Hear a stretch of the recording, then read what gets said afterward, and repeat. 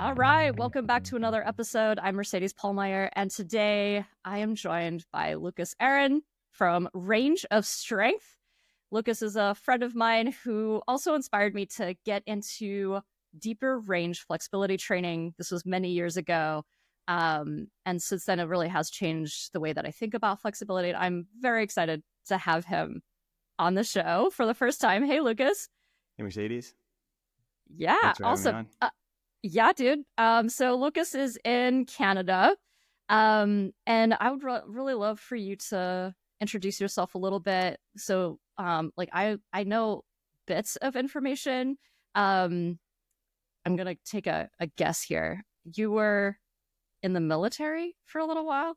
Is that true? Yeah, I was working for the military, contracted out. I've been a personal trainer now for 20 years, and they have trades in the military for being like a trainer. It used to be a military trade. I think it still is in the United States, but in Canada, they switched that trade to civilian. So you get paid less, do the same work. Yeah. But it was a good job. I got it out of college. I was there for 10 years. I had worked as a personal trainer, kind of freelance stuff for a few years before actually going back to college and realizing that's what I wanted to do with my career. And it was a good job. It's like you're steady 9 to 5, Monday to Friday. You get to work out. So the culture was really nice, and it was really solid for that time period in my life. And I got to really dive into my own training and get deeper and learn a lot of new things. I kind of started out as a powerlifter, though. That's what kind of ignited, I think, the whole fitness personal trainer journey for me. I was never really a gym goer, fitness type person. I love sports, and I had some injuries when I was in high school, and all I could do was go to the gym. So I was just in the gym all the time, just like working out and passing time, and ended up kind of falling in love with it. Someone introduced me to powerlifting, and just as with that athletic mindset, I just, I found something else to compete in. And I went really hard in that avenue, and that kind of beat the body up and led to that whole range of strength path and journey, which, you and I connected with a lot of other coaches along the way that were trying to figure out this whole mobility thing and kind of where it fit in our training and different ways to do it, because it is still brand new. And I've said that a few times in the last few podcasts I was on, is like, everyone talks about mobility like it's been around forever, and it's only been around for like 20 years or so, not even, right? So it's still this evolution of how does this look, and how do I think mobility should look for myself and people I train, and that sort of thing. So then, leads to where we are today. It's the connecting with you and sitting on the podcast. Yeah, awesome. Well, what I love about your content is that you bring kind of like a different, you look through a different lens when it comes to flexibility training. And you kind of bring this old time lifts, which is maybe all powerlifting, but even beyond, before that, kind of maybe the birth of a lot of these heavy strongman lifting routines. And it's really cool because it's actually, I've been dabbling in a lot of the things that you're posting. I've had some of my clients actually do a lot of the single lifts with the deadlift. And that's been awesome. These positions, I think, are maybe have been deemed unsafe, and the way that you portray it, you're trying to really break down the barriers to that. Can you tell us a little bit about what inspired you to go down that path of all-time lifts? Yeah, for sure. For me, after taking a deep journey into flexibility and developing a higher level of flexibility, I was kind of left to be like, okay, well, what now? And I kind of saw myself going back to the barbell. I had actually taken a period off of competitively lifting, and even doing a lot of barbell specific strength training. I was doing more gymnastics work. It was more specific to developing flexibility at the time for me as well. Just diving into the way that they did things taught me a lot. But on the back end of that I found myself wanting to go back into lifting, and in a way that was, I think, a little more applicable to my new ethos of training, which was, developing movement qualities, developing a resilient body that, powerlifting and competitive lifting itself really restricts you to these specific patterns. You're never really moving your body outside of these patterns and understanding kind of more organic strength. And I think that's what a lot of people deal with when it comes to, just not feeling capable in their bodies. It's like, where should I start? How can I, build a body that's at least worth understanding more? And that was what kind of led me back to old time strongman stuff. They were doing, it was a period of time, and they were popularizing barbell lifting and just implement lifting in general, kettlebells and dumbbells in a variety of ways. And they were exploring a lot of unique ideas, and some of them really stuck and got lost along the way. But when you go back and you see a lot of what's lost there were a lot of principles, a lot of like really core ideas about training and how to do this stuff. Unlike what people think, they think, it was more of just like a circus show. And, there was traveling strongmen, like that's what they did. They did travel and showcase strength movements and things like that, but they did have a way of doing things and learning certain movements. And then also just seeing what they were doing back then that we don't do today. Like, what was it that they're doing that we lost? And a lot of it is just the variety in which they lifted implements, which one of the more like ones that stands out the most when you look back at it is like the one hand lift variations.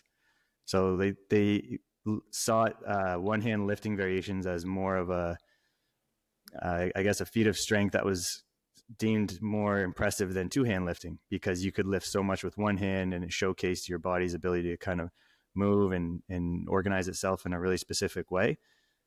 So, these are the things that you go back and you start experimenting with in your own practice, and you realize how much of these things can help other people, and they aren't as accessible today as they were back then. Like, everything's very box driven, everyone's lifting on machines and lifting competitively in a very specific way, which is not bad, but it is also very limited. And I think creates a lot of barriers of entry for people who don't necessarily fit into that box.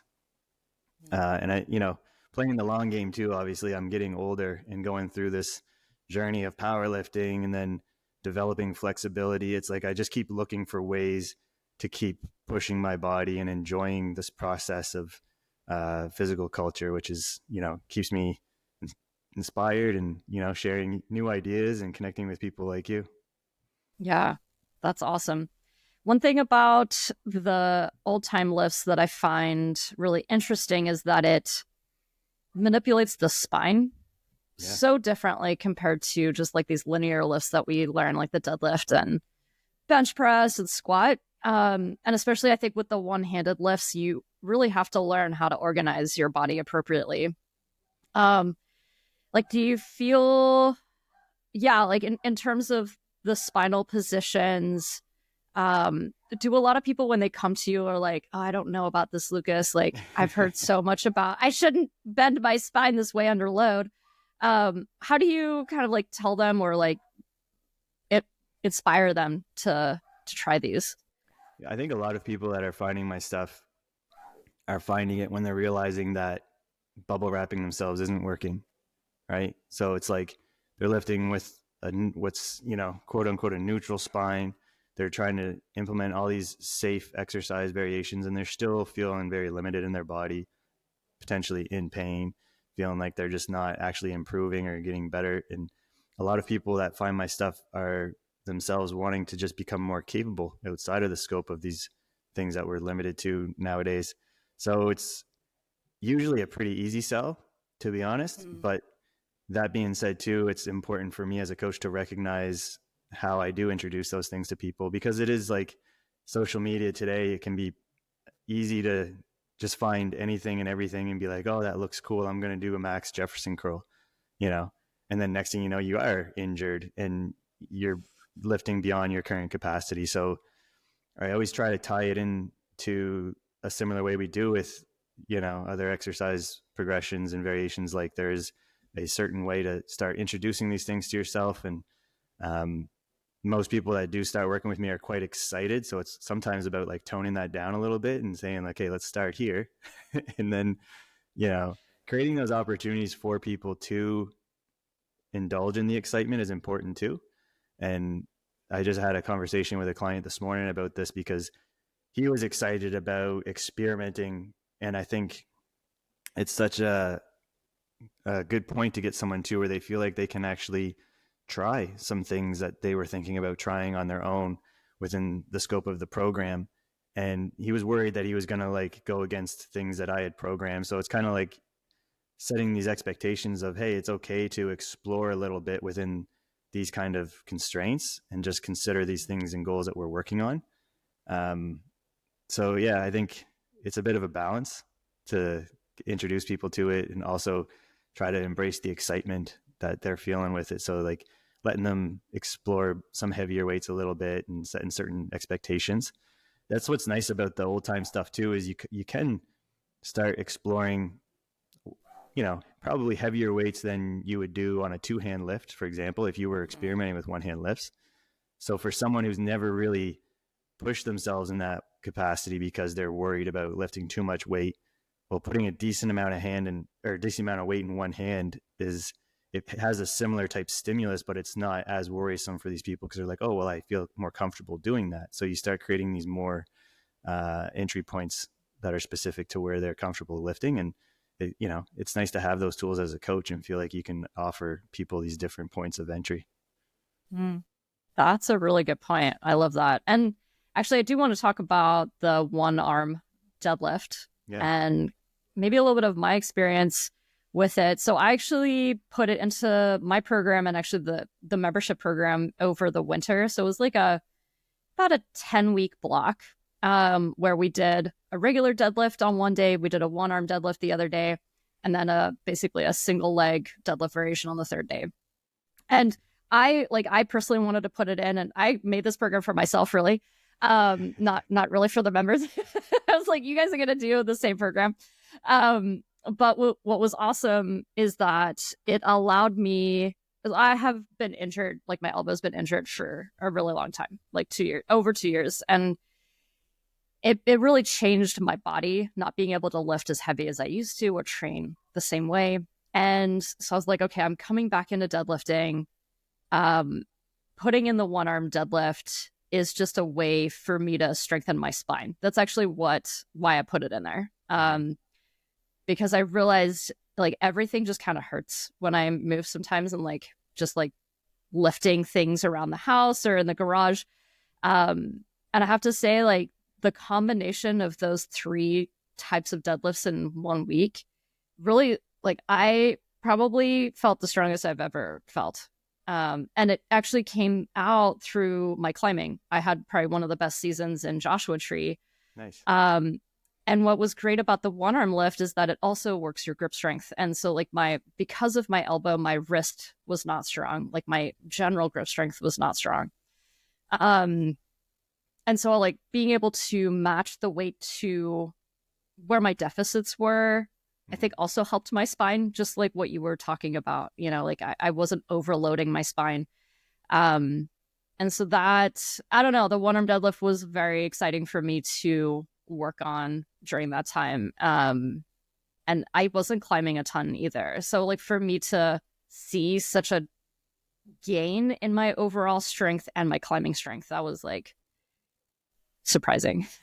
Yeah. I recorded a whole podcast about how I was like surprised by my performance. And I do think it's like that 1-arm deadlift really it's like the thing that was so different in my program. Yeah. So yeah, like thanks for that. Yeah. That's a good way to kind of talk about your experience with it, like to even just segue into the discussion of rehab, right? Because you get stuck in rehab in this kind of limbo of like, okay, you're good enough to live functionally and be fine, but you're not necessarily able to get to this point to where you want to be, right? So it's climbing and feeling like you're getting over this injury. And I think that's one of the things that exploring these old time techniques, or just the variety of ways different disciplines do things, like in gymnastics, I've been coming back to gymnastics this year and focusing on these core straight arm strength skills and things that I learned a few years ago, and just having more tools. But in saying that, it's having more tools that allow you to start pushing the intensity more in a way that's different than just maybe a traditional deadlift. So, loading up enough weight on a barbell to do a traditional deadlift for you seems out of reach because of how much you have to load the back and how much you're not getting as specific of a stimulus on each elbow. Whereas now we have an option to do a heavy one-hand deadlift, and the weight's not too heavy to bear on the spine, but you're getting a good stimulus that you can handle on the elbow and wrist. And then you're actually taking that rehab to the next level. And that's kind of that point of like, rehab doesn't really end. And people always assume like, I'm going to go rehab this thing and then just live a normal life. And they get frustrated because they deal with symptoms for a very long time. And it's not to say those, I think too, it's like not to say the symptoms will potentially just disappear ever, but as you feel more capable and you have ways of feeling like you can address them in a way that allows you to progress further, you kind of come to this point, you realize like training is really just like rehabbing forever, right? So you can keep doing the things that you want to do. Yeah. Yeah. Cool. Well, I wanted to know a little bit about how flexibility changed your lifting, or if it did.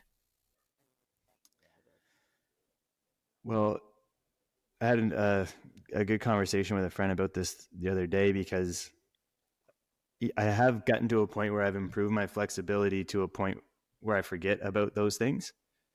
So it's like I've had good flexibility now for like over a decade, where I feel like, it's good enough, and if not, probably more than I need. So I forget kind of how I was moving prior to that sometimes. And, you kind of run into these like, like how much should you maybe prescribe someone who wants to improve qualities of a squat or wants to improve qualities of overhead position? Well, it's specific to the person. And I think that if I was to go back and look at myself where I started again and try to decide if I should focus a lot on improving my flexibility or just squatting in a variety of ways, I still would have chosen to improve my flexibility, because in doing so, it really, for me, it created these movement options where I didn't have to necessarily think about a lot of things as much as I think a lot of people do now. When they feel restrictions, you end up kind of having this movement prep or this way of routine where before you squat, you have to do something for 30 minutes. And then you just kind of do that for the rest of your life. And you don't, I kind of feel like for the first time ever, when I really improved my flexibility to a point where I had this really good foundation, I didn't have to think about those things. And I think it really comes down to having these passive tissue qualities that people don't really talk about, that is an outcome from flexibility training.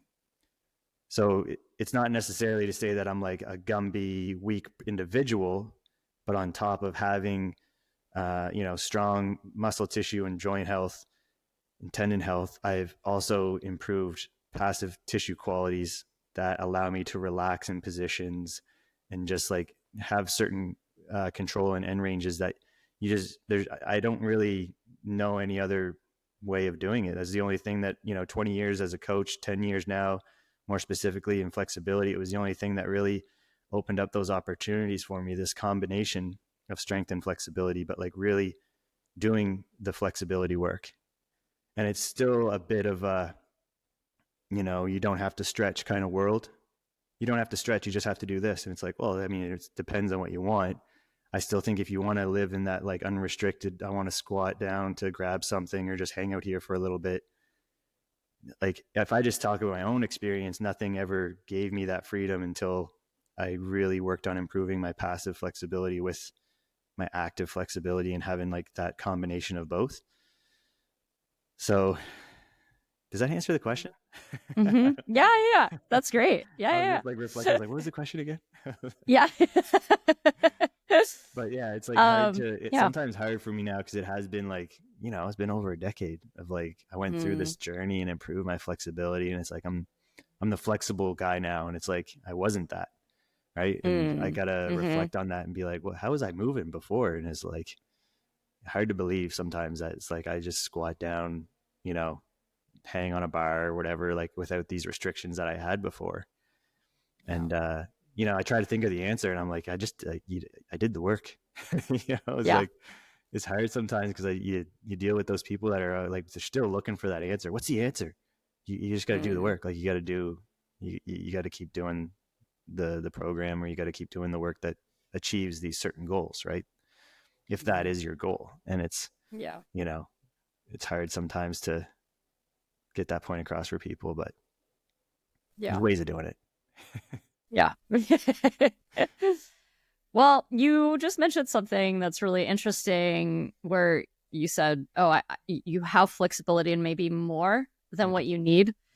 I feel like in climbing, this is always the argument of like, why not? Like, why you shouldn't train flexibility because like, why train a range more than what you need? Mm-hmm. This bothers me so much. Like, yes, I understand, like, sure, like maybe for people who don't really care about their flexibility so much, they just want enough to maybe get a little closer to the wall. That's really like the goal for climbers is Mm-hmm. hip flexibility so they can stay closer to the wall. Mm-hmm. Um, and then that's kind of like where they stop.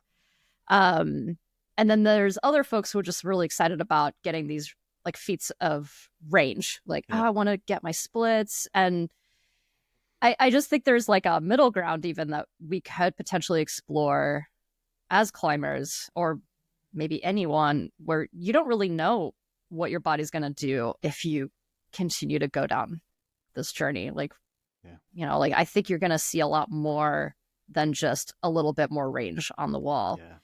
Yeah. Have you had any conversations like this with folks who maybe are a little limited, I would say, in mindset when it's just like, well, I just need just enough? Absolutely. And I think for those people, the the struggle they have is knowing what is just enough. Like, how are you even measuring that? Like, how are you measuring if it's just enough? How are you measuring that you've actually improved? And it's kind of this getting lost in joint isolated improvements in mobility is a thing now, because it's become such a focus point of mobility and flexibility training, is like this just very isolated joint approach, which is helpful. But if you're not also evaluating how you integrate that into moving better through a greater range of motion, then I think that's where a lot of people are getting stuck, because you can improve your hip mobility in isolation. But now when you get put in these like long or wide stance positions, you have no idea what to do with your hips. So it's this teaching of like, what kind of benchmarks should you work for outside of isolated joint health and improvements in that range of motion and just moving better on the wall? What are some other things that we can measure and give some performance indicators to, which, you know, are touching your toes, or, you know, extending the legs into these split type positions and having the arms overhead? Like, how are we actually giving people some benchmarks to work towards for that? And I think climbers in general, because they are so competitive with like their climbs, and then, you know, how they perform certain movements, they respond better to those kind of things, like most athletes do, or people that have specific kind of training backgrounds, because that's the problem in the first place. They don't really have like measurable goals to say like, you know, this is something you should be able to do. This is, if you Mm, trained for a good duration of time and really put some effort towards it, you should be able to obtain maybe not the splits, or maybe not like these crazy, you know, movements or ranges you see on social media sometimes, but you should be able to wake up in the morning and touch your toes. You should be able mm, to feel like you can twist and turn and bend your back without exploding. mhm. And, you know, if being able to define that for someone usually helps them out quite a bit. Like, they actually give them some goals to work towards. And that's always one of the limitations with flexibility training too, is no one ever does that. They're just like, stretch for 5 minutes. It's like, what the hell does that mean? Like, Mm, what does that mhm, look like? And, you know, how am I even measuring my success with that? So if you can mhm. define an outcome from a training session, if you can define the prescription of the stretch itself and what should be happening and what you should be feeling and that sort of thing, it can go a lot further. And that's where it is handy to have that experience yourself, right? It's like, if you've done it Yeah. yourself, you say like, okay, this is a lot easier to coach someone through now because I've done it. And that's also why Mhm. I think I like flexibility coaching more, is because you can't really, um, have success with people with it unless you've done it yourself, because you just have no idea. You just have no idea what it is like to, improve that range of motion or obtain a certain feat unless you've gone through it and been through, the process of troubleshooting. And that's what training is anyway. It's this process of troubleshooting that you never really get until you've done it yourself, powerlifting, climbing, whatever, right? Yeah. Yeah. Well, since you brought it up with like these kind of like maybe benchmarks for flexibility, I'm curious about your thoughts on maybe where like how climbers can basically navigate flexibility training. Let's see. So for climbers, like I mentioned, the goal really is to try to get the body as close to the wall. And usually that's lack of hip internal and external rotation.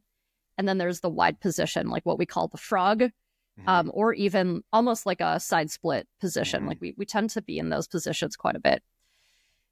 For someone who is maybe a novice, we'll make it easy, and they're pretty tight. Do you have a good starting point for them? Because you've also mentioned that you combined passive and active training when it comes to flexibility. Do you have some like tips for novice climbers who want to get into flexibility training for those positions? Yeah, for sure. I think another component to that with the discussion of the active passive stuff is there is this barrier for a lot of individuals that can't access passive positions, which I was in that boat when I started, and why I was so like resilient to like trying to go deeper in this journey was like, I can't even sit in a stretch without feeling like I'm going to explode. Right. And it's like, even just that thought in general just goes to show that stretching just isn't really passive. I think that, categorizing things as passive and active help us program and make exercise selection better. But even in a passive stretch, most people that are restricted especially are never really passive. We're trying to create some kind of setup where they feel like they can actually hold the stretch, but they're holding the stretch and they're like, oh my God, like, how do I calm myself down? An active stretch is a lot harder to do that for someone. But if you start introducing people to things they already know, like weighted stretching is basically just strength training, but you start introducing them to exercises and movements that move them through a greater range of motion. Could be a Jefferson curl. It's a good entry point, or those kind of variations where it's maybe a straight leg kind of hinging pattern, like stretch specific weighted exercises. These kind of things are easier for people to handle at the start, and they get the less fight or flight. They are enjoying the session. They feel like they're actually making improvements and building strength, which is always priority for a lot of individuals. But you'll find as well that if you can organize a session that way, you can make some of these passive stretch positions that are so limited and hard to be in more comfortable for people. So as people go through strength exercises or more active flexibility movements, they'll find that they're able to actually relax into a greater range of motion, which now allows us to learn how to stretch. So it's kind of the reverse of what a lot of people end up doing is they try to stretch when they're stiff and they have no access to the range, just feels like crap. You're like, why am I doing this? Versus kind of reversing that approach and doing more work to actually get into the stretch or to get into these positions. And then you can, teach someone how to strength train a bit differently. And this is the limit too, is people only know one way to strength train. It's like the old faithful bodybuilding approach, which isn't bad, but you can certainly organize it in a way that allows them to move towards these flexibility specific goals. So in a lot of ways, I think that if you can just change their thoughts around what flexibility training is and how it, can look and feel in different ways and how you can manipulate certain exercises to get a similar outcome to what they were providing before, but now it's moving you towards these flexibility specific goals. I think that's like a really good starting point for most people that are, in that boat. Awesome. Someone's chopping a tree down in my oh yeah, I can't hear it. Super Canadian. Welcome to Canada. Yeah, that's all. Okay, one kind of last thing I wanted to talk about. Um, this was something that you highlighted in your training. I think maybe 2 years ago, you actually came and talked to my membership about kind of like this muscle activation Mm, technique where for the scapula, where we did like scapula protraction, retraction. And I've been using that a lot actually mm. for a lot of the like warm ups to heavier upper body training. Do you want to talk a little bit about how like this muscle activation, but it's also maybe more like this mind muscle connection that happens when you're really intentionally focusing on that? And because this, I think, comes from bodybuilding. It's like almost like a Yeah, bodybuilding yeah, technique, kind of. right?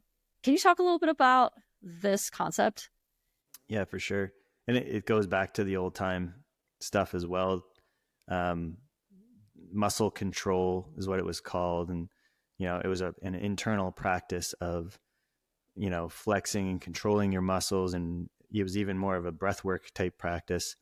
And I think it just kind of got out of hand with the evolution of bodybuilding and training itself. And even when you bring up mind muscle connection nowadays, people kind of shit their pants because certain research has come out recently to say like it does not matter what you're thinking about when you lift, you still make gains.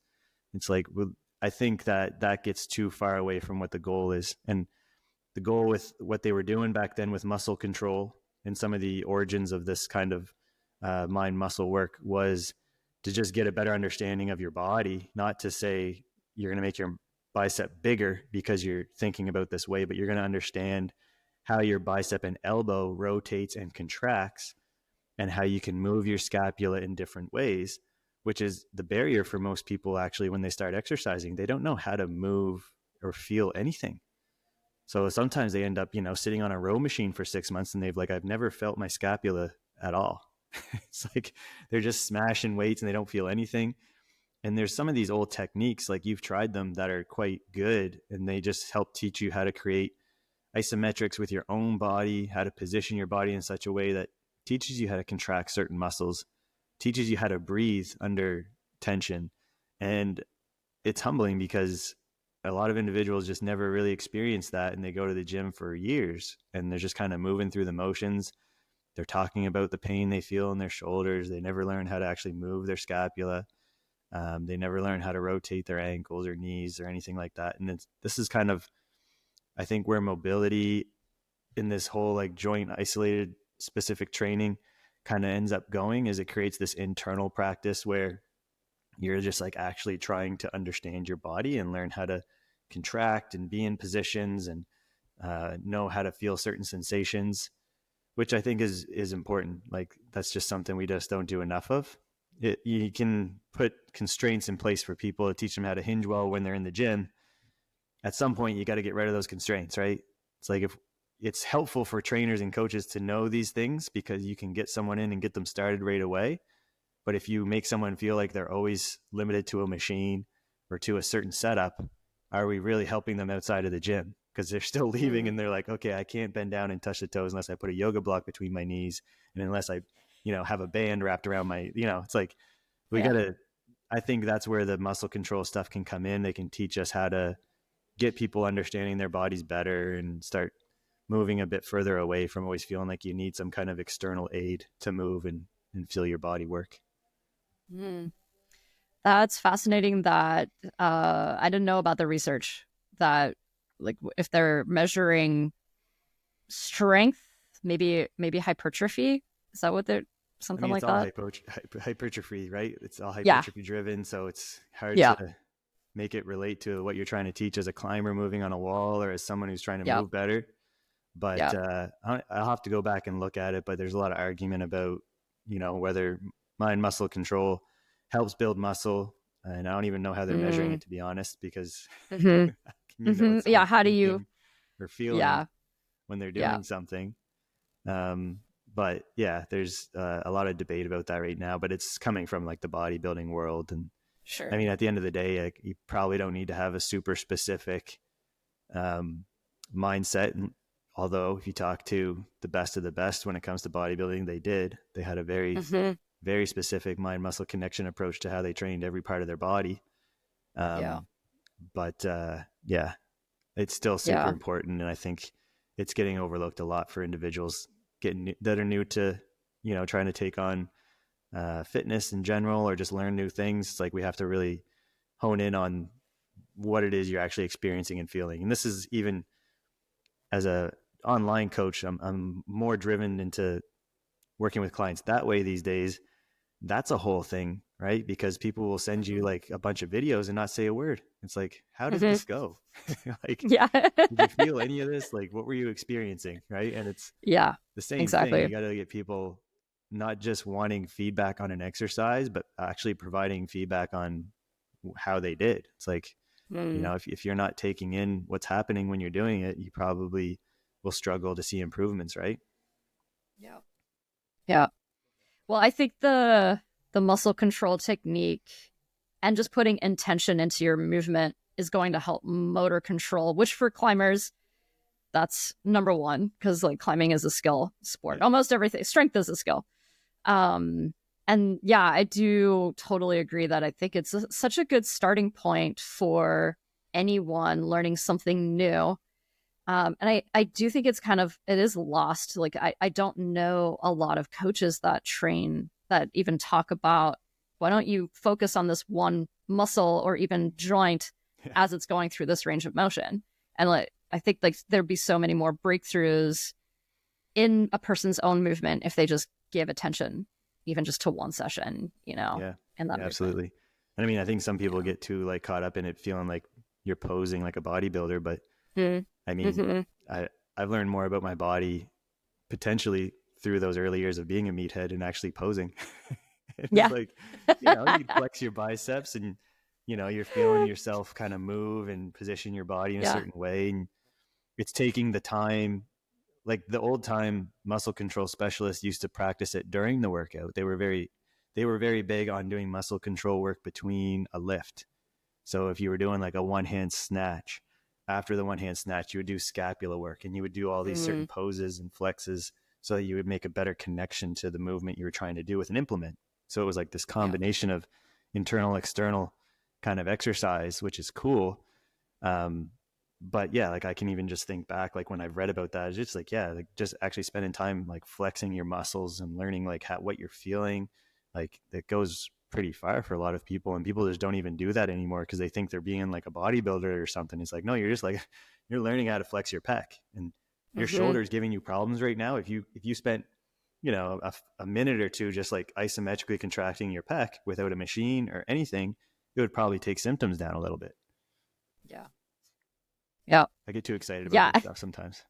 Yeah.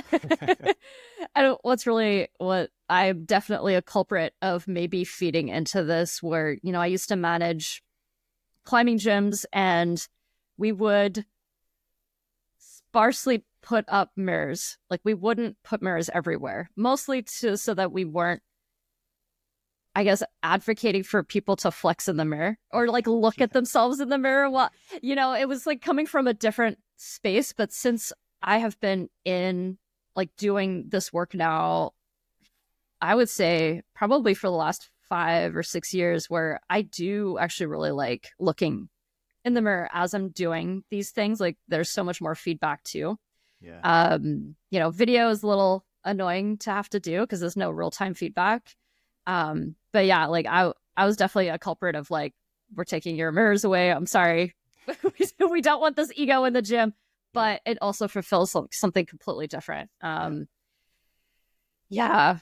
And it does kind of suck that like bodybuilding has such a bad rap. Don't actually know where that comes from, but I think, yeah, I don't know. yeah. It's just, it depends on how you're using it. I mean, bodybuilding can Yeah. be great for mobility, right?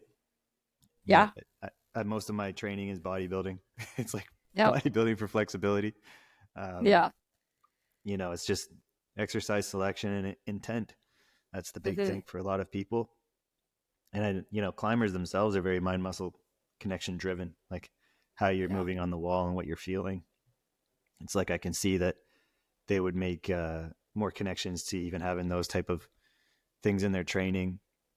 and relating it to like what they would be feeling on the wall and how they might want to use certain, because you can imagine like reaching in a certain way and being able to contract and position yourself to just not even save energy, but just change energy. It's like if I'm getting grip fatigue now, but now I move my scap this way and all of a sudden it allows me to relax a little bit, or, just having that experience, it just opens up opportunities for you to be moving on the wall in a different way and just managing your energy. So I can see that being like something they would connect with because they're kind of driven that way anyway. What probably hooks you to climbing is that whole kind of body connection with your movement and that sort of thing.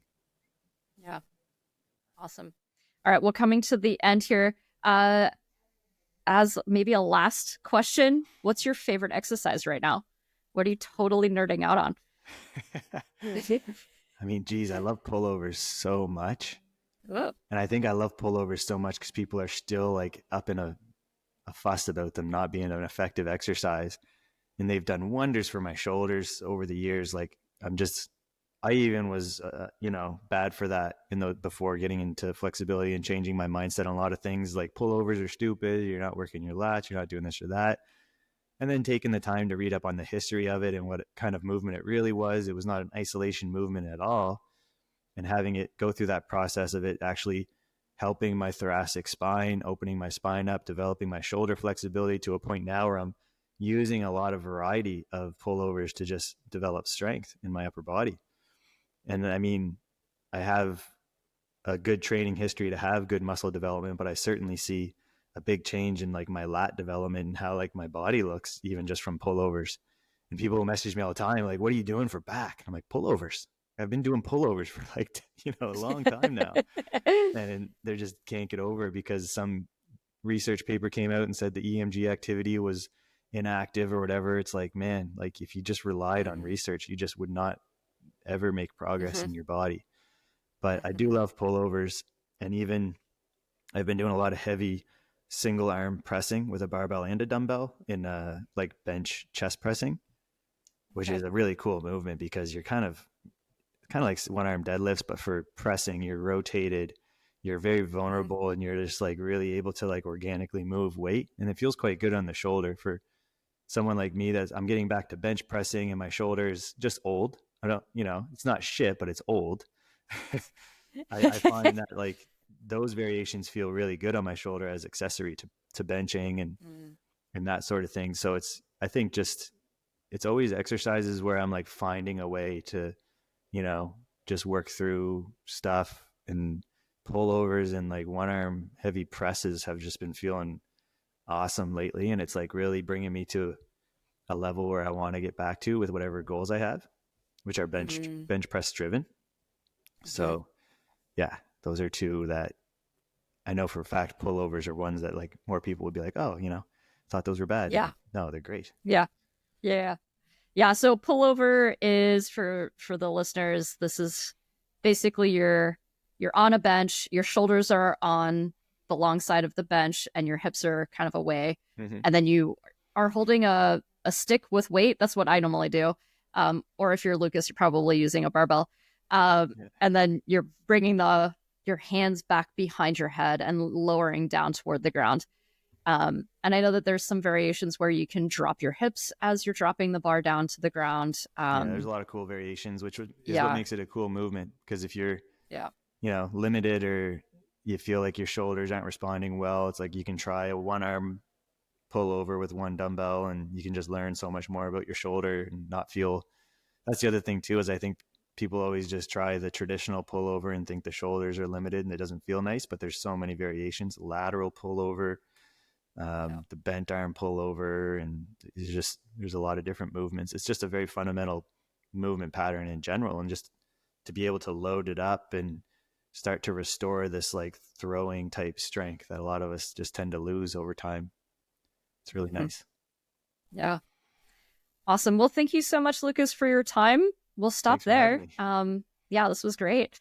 And all the best with your flexibility journey, all-time strength. If anyone wants to check Lucas out on Instagram, it's Range of Strength, at Range of Strength. Is that right? Yep.